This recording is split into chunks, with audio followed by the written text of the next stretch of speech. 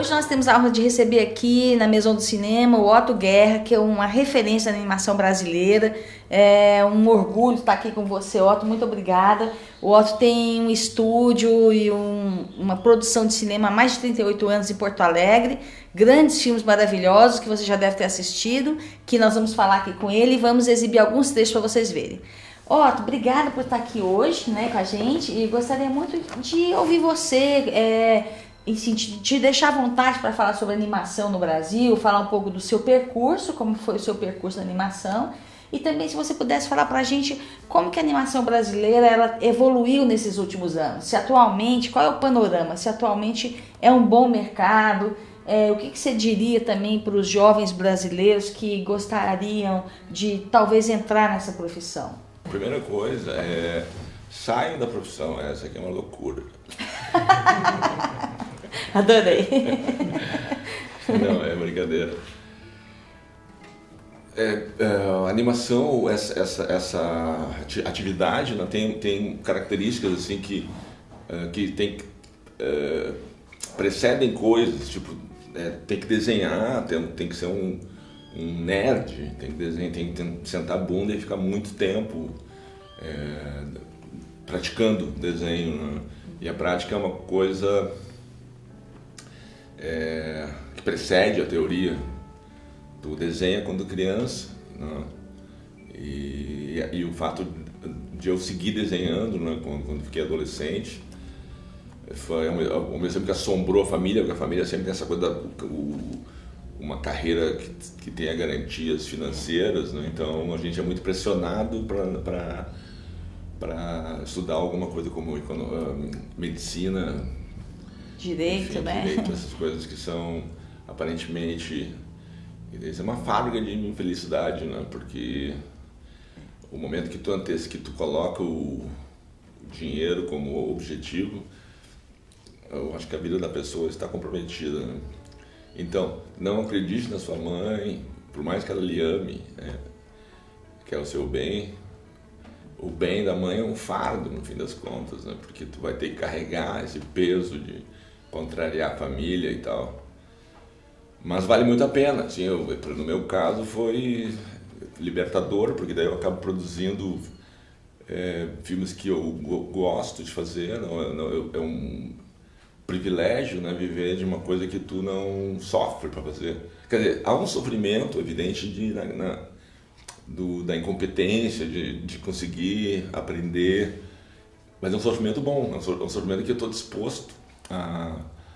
E, inclusive, eu acho importante sofrer para evoluir, mas sofrer fazendo alguma coisa que tu não gosta, isso é difícil, né? Isso é um pesadelo.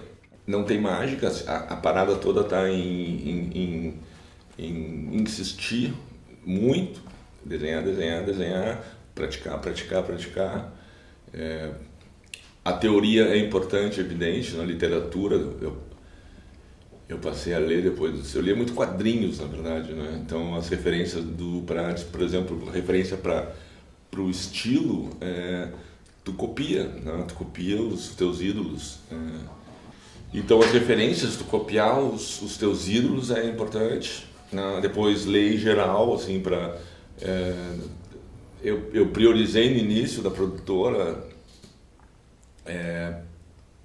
a estética, né? A coisa, conseguir fazer um desenho profissional. Eu não gosto da palavra profissional, mas alguma coisa que fosse, digamos, compatível, porque eu tive que fazer propaganda para conseguir comprar o equipamento, essa coisa.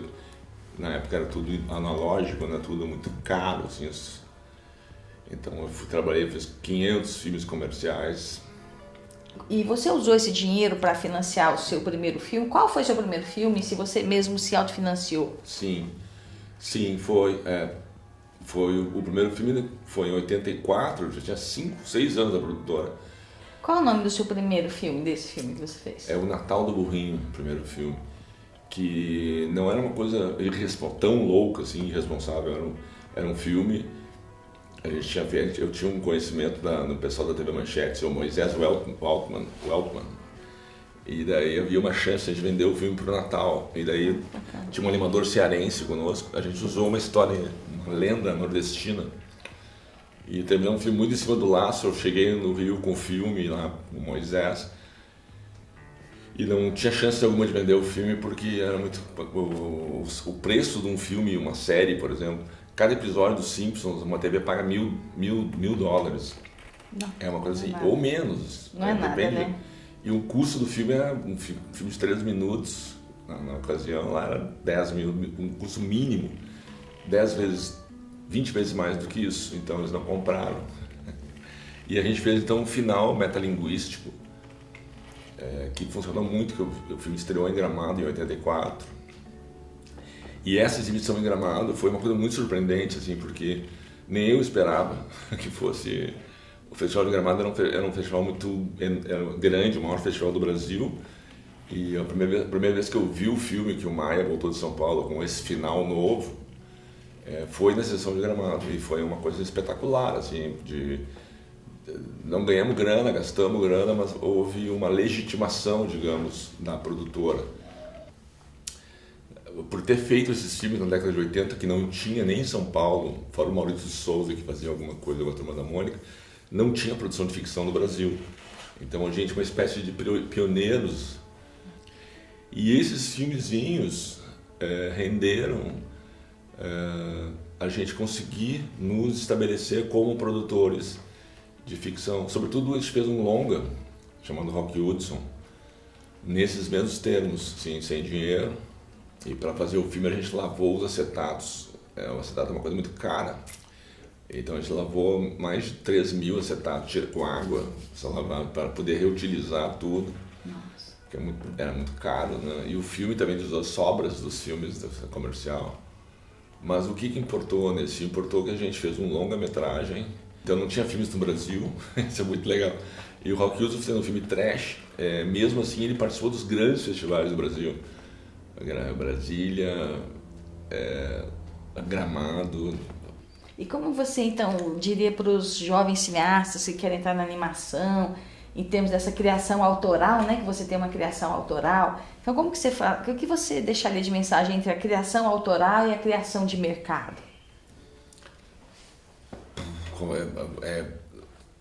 Juntar essas coisas, né?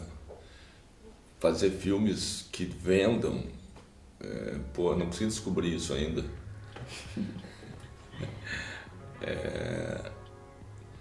Mas